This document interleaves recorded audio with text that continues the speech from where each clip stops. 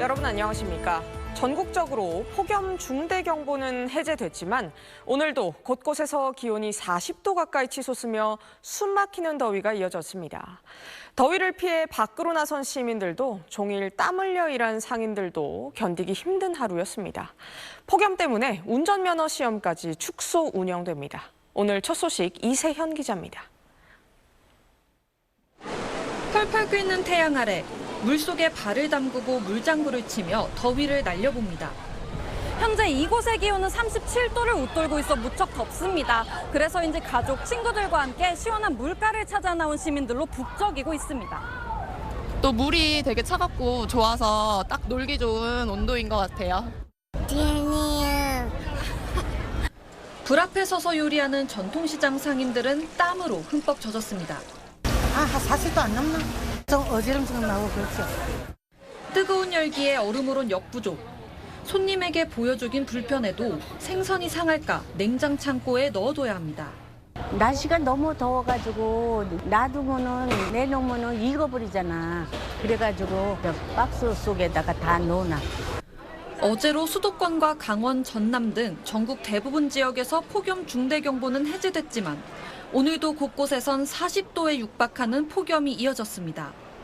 서울의 오늘 낮 최고 기온은 공식 관측소 기준 36.8도로 어제보단 소폭 내렸지만 경기 화성 39.5도, 충남 홍성은 38.7도까지 오르는 등 한반도 서쪽에선 무더위가 지속됐습니다.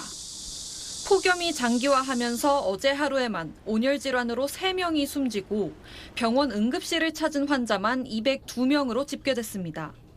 한국도로교통공단은 온열질환 예방을 위해 기온이 낮은 오전 시간에 자동차 운전면허 기능시험을 집중 편성하거나 체감온도가 38도에 이르면 시험을 중단할 계획입니다. SBS 이세연입니다.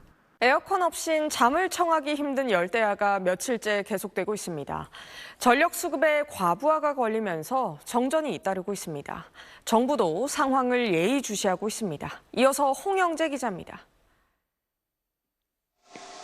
한 아파트 출입구에 폭염으로 인해 정전이 발생했다는 안내문이 붙었습니다. 1600세대 규모인 이 아파트에 전기 공급이 중단된 건 오늘 새벽 5시 46분쯤. 에어컨 사용이 크게 늘면서 아파트 전력 설비에 과부하가 걸린 겁니다. 열흘 전부터 계속 저녁마다 15분 간격으로 계속 그 방송을 내보냈어요. 에어컨 켜는 거를 좀 많이 좀 자제를 해주려고 했는데도 그래요. 부하가 많이 걸리면은 열을 받아가지고 나가버려요. 고장난 설비를 대체할 부품을 구하는 데 시간이 걸리면서 복구는 오후 1시가 넘어서야 이뤄졌습니다. 8시간 정전이 이어지면서 엘리베이터 운행이 멈춰 배달기사들은 계단을 오르내려야 했고 주민들은 무더위를 견디지 못해 외출해야만 했습니다. 아침에는 할 수 없이 저기 앞에 사우나 가서 그 대소변 해결하고 그 씻고 그리고 조금 전에 왔어요. 정전이 시작된 지 7시간 지났는데 냉장고 안을 보면 냉동식품들이 이렇게 녹아가고 있고요. 또 신선도를 유지해야 할 이런 문어 숙회 같은 경우도 점점 냉기를 잃고 있습니다. 어제 저녁 충남 아산시 장제리 마을에서도 정전이 발생해 5시간 만에 복구됐고 대구 수성구의 1200세대 규모 아파트 단지도 밤사이 6시간 동안 전기가 끊기는 등 전국 곳곳에서 정전이 잇따랐습니다. 폭염 속에 휴가철을 마친 산업체 가동도 이어지면 역대 최대 전력 수요를 넘어설 가능성도 있어 정부는 전력 수급 대응 체계를 점검하며 상황을 예의주시하고 있습니다. SBS 홍효재입니다. 오늘은 한반도 동쪽과 서쪽의 하늘빛이 완전히 달랐습니다. 강원과 경북 동해안은 호우특보가 내려졌습니다. 특히 강릉엔 시간당 80mm가 넘는 많은 비가 내려서 도로와 상가가 침수되기도 했습니다. 조재근 기자가 보도합니다. 피서객들이 고무보트에 몸을 실은 채 도심틀의 계곡물을 건넙니다. 오늘 오전 9시쯤 인제군 백담 계곡에서 갑자기 계곡물이 불어나 물놀이를 하던 피서객 7명이 고립됐다가 119 구조대에 의해 무사히 구조됐습니다. 강원 동해안과 산지에는 오늘 오후까지 최고 100mm 가까운 집중호우가 쏟아졌습니다. 특히 강릉에는 오전 9시 30분을 전후해 시간당 80mm의 폭우가 쏟아지면서 도로와 상가 곳곳이 침수됐습니다. 특히 배수로가 쓰레기와 이물질로 막혀 물이 제때 빠지지 못하면서 피해를 키웠습니다. 쓰레기는 흘러 들어가지고 꽉 막히고 이제 저 물, 강릉 어려운 골짜기 물 이쪽에 꿀때 다 이쪽으로 넘쳐렸다고. 강릉에서 도로 10곳이 침수되고 주택가 담장이 폭우에 무너졌지만 다행히 인명피해는 없었습니다. 오전 10시 10분쯤에는 영동고속도로 대관령 7터널 부근에서 빗길에 차량 4대가 추돌해 3명이 다쳤습니다. 바다에는 풍랑주의보가 내려진 가운데 높은 파도가 해변까지 들이닥칩니다. 해수욕장에는 수영이 금지되면서 피서객들은 아쉬운 발길을 돌렸습니다.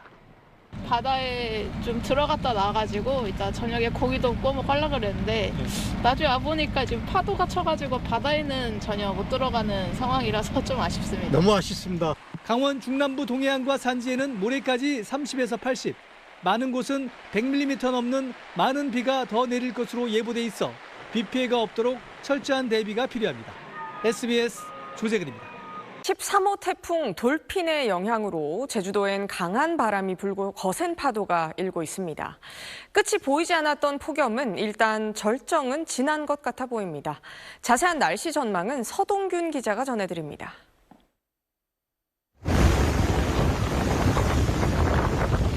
세찬 바람과 함께 거센 파도가 밀려옵니다.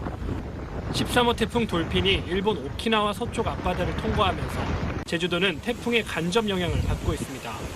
평소보다 바람도 많이 세가지고 파도가 엄청 좀 들이밀고 있는 상황이에요.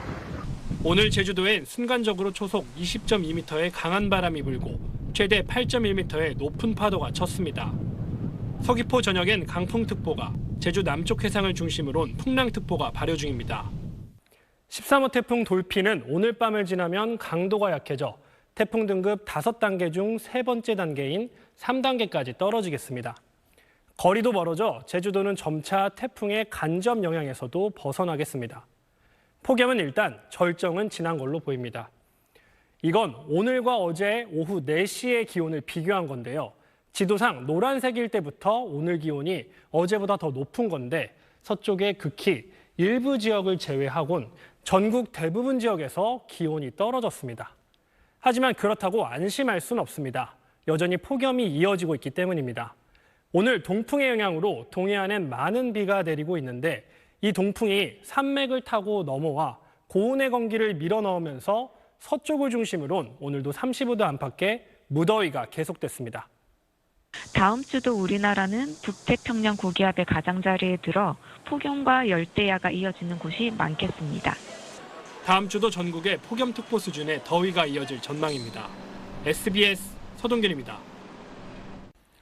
횡단보도에서 신호를 기다릴 때 땡볕을 막아주는 인공 그늘막 요즘 많이 보입니다. 그런데 이 그늘막보다 온도를 떨어뜨리는 효과가 뛰어난 게 있다고 합니다. 이 내용은 조윤하 기자가 취재했습니다. 경기도 광명의 한 빌라촌입니다. 최근 낮 기온이 31도를 기록한 날 이곳은 34도까지 올랐습니다. 주변엔 공원 하나 없습니다. 주민들은 슈퍼 앞에 마련된 간이 의자에서 땀을 식힙니다. 쉴만한 데가 전혀 없어, 이 동네. 쉴만한 데 없지. 여기 와서 앉았다가 더우니까 요리 갔다 저리 갔다. 공원과 나무 그늘이 부족할 때 주로 설치하는 게 인공 그늘막입니다. 나무 바로 옆에 설치된 인공 그늘막을 찾아 열화상 카메라로 비교해봤습니다. 나무의 표면 온도가 그늘막보다 낮게 나타납니다. 나무 그늘과 인공 그늘이 각각 인체에 미치는 영향을 분석한 연구 결과도 있습니다. 표면 온도뿐 아니라 기온과 습도, 바닥에서 나오는 열까지 계산해 온열 지수를 측정한 겁니다. 인공 그늘막 아래는 26.1도, 나무 아래는 25.5도로 역시 나무 아래가 더 시원했습니다. 나무는 수분을 잎의 기공을 통해 수증기로 배출해 주변 온도를 떨어뜨리는 반면 그늘막은 뜨겁게 달궈진 차광막이 열을 방출하기 때문으로 분석됐습니다. 주변에 물을 증발을 시키면서 그 주변을 온도를 낮춰주는 효과가 있기 때문에 다층 구조로 되어 있는 잎의 효과에 의해서 이제 그늘막보다는 햇볕 차단을 더 많이 하고 있다. 다른 연구 결과에선 나무가 모인 대형 공원은 주변 기온을 2에서 4도 정도, 소형 공원은 약 1도를 떨어뜨리는 걸로 나타났습니다. 호수공원은 냉각 효과가 더 큽니다. 일산 호수공원을 촬영한 열화상 드론 화면을 보면 새빨갛게 보이는 도로, 아파트 옥상과 달리 호수공원 일대는 남색으로 가득합니다. 호수가 있게 되면 호수 표면에서 물을 증발하면서 자멸이 발생하게 되고 주변 온도를 낮추는 이런 효과를 가집니다. 서울시 가로수는 지난 2019년 30만 7천여 그루에서 2024년 28만 8천여 그루로 줄었습니다. 해가 갈수록 폭염이 심각해질 거란 전망이 나오는 만큼 그에 맞는 도시 설계가 필요해 보입니다. SBS 조연아입니다. 최근 정부가 내놓은 ISA 개편안과 주가 누르기 방지 법안에 대해서 이재명 대통령이 사실상 전면 재검토를 지시했습니다. 이 대통령은 투자자들, 특히 청년층 반발을 보고받고 왜 정확하게 준비하지 않았냐고 참모들을 질타한 걸로 전해졌습니다. 정윤식 기자가 보도합니다. 지난 3일 정부가 발표한 세제 개편안에는 절세 계좌로 불리는 개인 종합자산 관리 계좌, 즉 ISA의 혜택이 일부 줄어드는 내용이 포함됐습니다. 기존엔 연간 납입 한도 2천만 원을 다 못 채우더라도 다음 해에 잔여 액수만큼을 더 납입할 수 있었지만 이런 2월 방식이 폐지되고 사실상 무기한이었던 계약 기간도 최장 5년으로 제한되는 겁니다. 최대 주주가 상속세나 증여세를 줄이려고 일부러 주가를 낮추는 걸 적발하겠다는 이른바 주가 누르기 방지 법안도 실효성이 떨어져 회피 방법만 제시했다는 지적이 여권 내에서도 나왔습니다. 이재명 대통령은 어제 상황 점검 회의에서 두 가지 사안에 대한 투자자 등의 반발을 보고받고 사실상 전면 재검토를 지시한 걸로 전해졌습니다. 장기 절세 방법이 줄어들었다는 비판이 많은 ISA 개편안의 경우 없어지는 혜택에 대한 제대로 된 설명이 없어 정확하게 준비도 하지 않고 왜 그렇게 한 것이냐고 질타했고 주가 누르기 방지 법안도 문제점에 대한 보고가 제대로 안 됐다는 취지의 지적이 있었다고 청와대 관계자는 전했습니다. 이에 대해 여당 내에선 적극 환영한다, 개편안을 바로잡겠다, 재정경제부는 정신 차리라는 반응이 이어졌습니다. 반면 국민의힘은 부실한 세제 개편안 전체가 국민적 불신의 대상이 됐다면서 이렇게 졸속으로 정책을 설계한 정부는 국민 앞에 사과해야 할 것입니다. 참모와 부처에 떠넘기지 말고 대통령이 직접 책임을 져야 한다고 날을 세웠습니다. SBS 정윤식입니다. 과거 외국인 심판들에게 성접대를 했다는 의혹이 일파만파하자 대한축구협회가 사과문을 내고 고개를 숙였습니다. 해외 주요 언론까지 이번 파문을 집중 조명하면서 한국 축구의 명예는 곤두박질 치고 있습니다. 이정찬 기자입니다.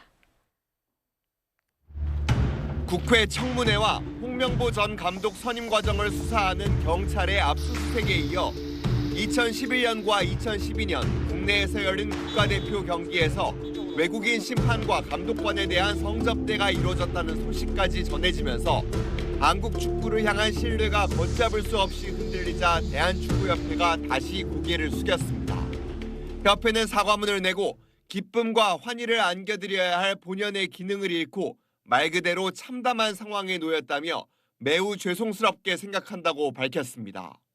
다만 과거 비위 논란과 관련해선 현재는 이와 같은 부적절한 행위가 절대 발생하고 있지 않다며 그동안 우리 국가대표 선수들이 거둔 성과와 노력이 오해받지 않기를 바란다고 덧붙였습니다. 협회가 이례적으로 주말에 입장을 낼 만큼 여론은 최악으로 치닫고 있습니다. 영국과 프랑스, 독일 등 유럽의 주요 매체가 조명하며 국제적인 망신을 초래했는데 특히 자국 심판이 접대를 받은 것으로 지목된 일본에선 일본 축구협회가 해명해야 할 수도 있다며 더욱 민감하게 상황을 주시하고 있습니다.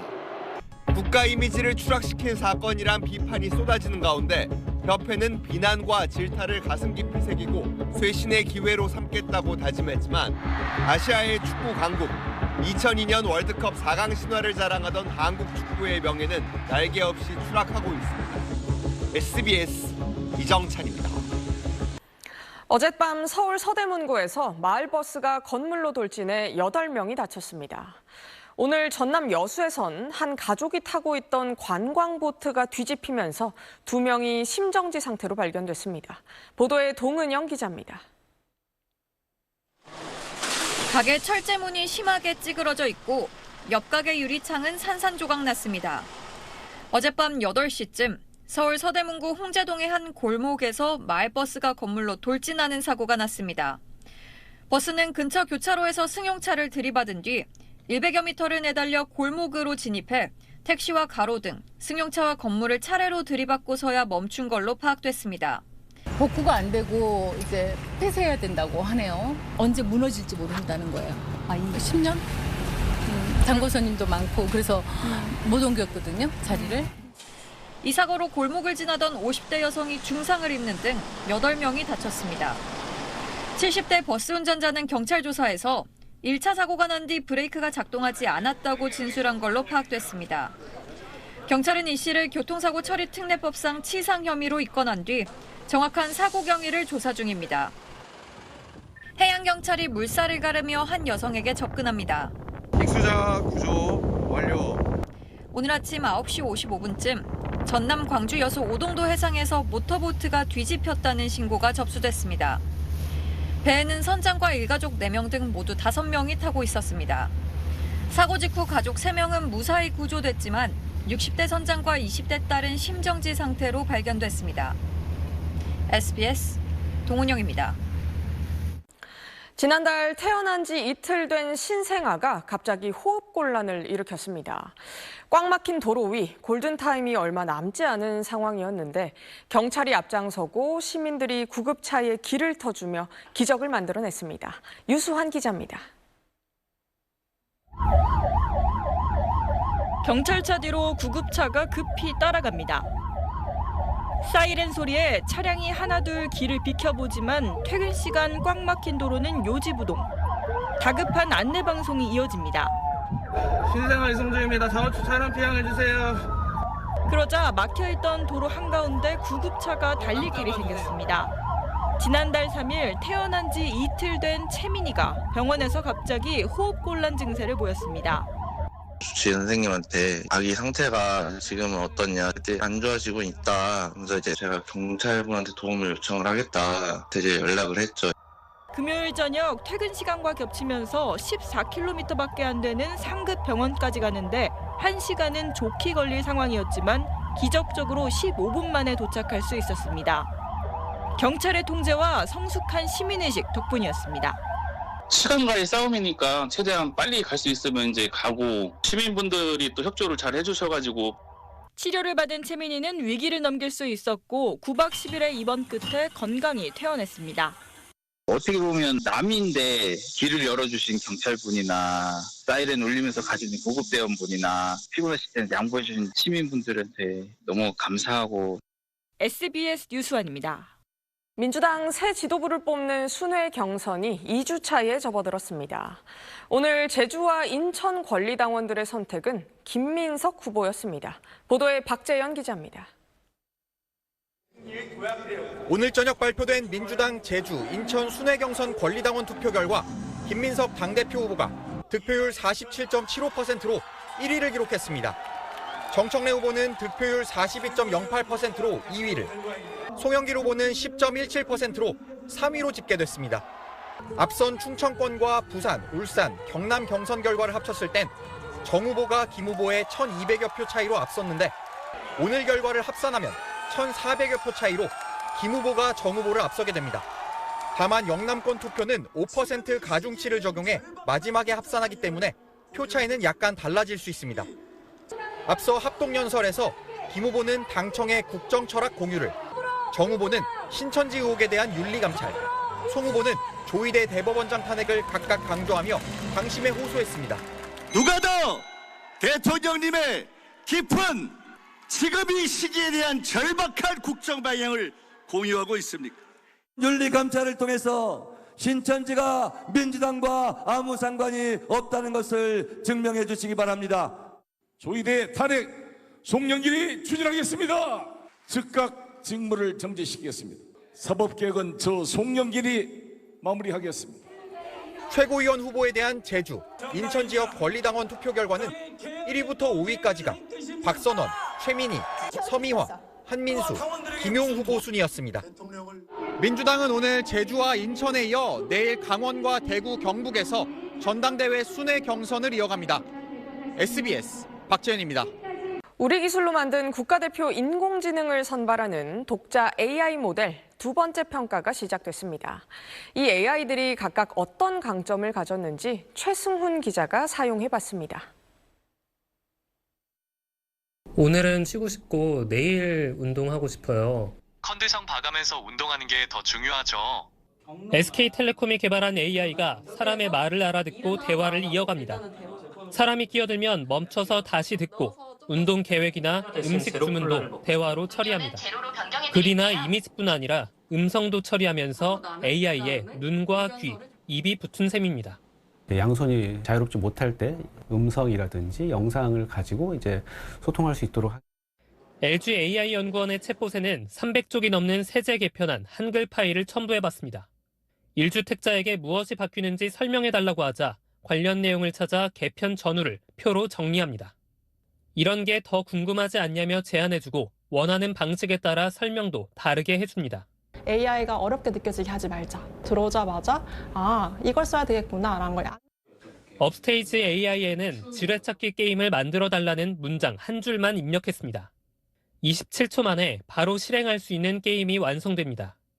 개인 클라우드 계정을 연결하자 이용자에게 필요한 걸 묻고 가계부까지 직접 만듭니다. 내가 맡긴 업무를 자동으로 실행을 해서 결과물까지 만들 수 있는 모델까지 왔다고. 추가 모집을 거쳐 이번 평가에 합류한 모티프 테크놀로지스. 20여 명 소규모 개발진이 정부가 제공한 제한된 장비를 이용해 AI 모든 구조를 자체 기술로 완성했습니다. 여행 정보를 모아 일정을 짜고 프로그램 코드를 작성하는 등의 업무를 훨씬 적은 연산으로 수행해냅니다. 정부의 지원을 받고 우리 모두의 세금이 여기 들어와 있는데 거기에 걸맞는 결과를 보여줘야만 된다. 독자 AI 모델 2차 평가는 성능을 측정하는 벤치마크와 전문가 평가, 실제 활용성을 살피는 사용자 평가로 진행됩니다. 이번에는 일반 국민 200명도 오늘부터 나흘간 내 모델을 직접 써보고 점수를 매깁니다. 정부는 이달 안에 4팀을 3팀으로 압축하고 연내 한 차례 추가 평가를 거쳐 최종 2개 모델을 선발합니다. SBS 최승훈입니다. 크리스토퍼 놀란 감독의 영화 오디세이가 개봉 나흘 만에 100만 명 넘는 국내 관객을 불러 모았습니다. 아이맥스가 주는 영화적 경험도 화제지만 놀란 감독이 말하는 영화의 완성은 다른 데에 있다고 합니다. 그 의도 제대로 느끼려면 어떻게 보는 게 좋은지 이주형 기자가 보도합니다. 크리스토퍼 놀란 감독의 놀라운 영화적 경험은 지난 20년 동안 전 세계 관객들을 놀라게 했습니다. 영화 오디세이는 3000년 전 고대 그리스 세계로 우리를 데려갑니다. 그 시청각 경험의 핵심에는 아이맥스가 있습니다. 오디세이가 주는 시각적 규모감은 20세기의 벤허나 아라비아의 로렌스에 비견됩니다. 아라비아의 로렌스는 지난 1998년 당시 한국 최대였던 대한극장 70mm 스크린 고별전으로 상영됐습니다. 디지털이 대세가 되긴 했지만 영화 제작에 일반적으로 쓰이는 필름은 35mm 필름입니다. 70mm 필름은 35mm 필름 면적의 약 3배인데 아이맥스 70mm 필름은 다시 일반 70mm 필름을 3개 합쳐놓은 크기입니다. 일반 상영관과 비교하면 화면비에서만 이 정도 차이가 납니다. 아이맥스 스타와 놀란 감독은 공생관계입니다. 놀란 감독은 2008년 다크나이트로 장편 상업영화 최초로 아이맥스 촬영을 시작했습니다. 올해 아카데미 사관왕에 올랐던 시너스 감독에게 아이맥스 촬영에 대해 조언할 정도로 아이맥스 홍보대사나 다름없는 놀란에게 아이맥스사는 오디세이를 위한 카메라 방음 장치를 개발해줬습니다.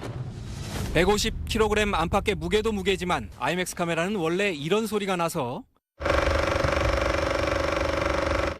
동시녹음이 불가능했습니다.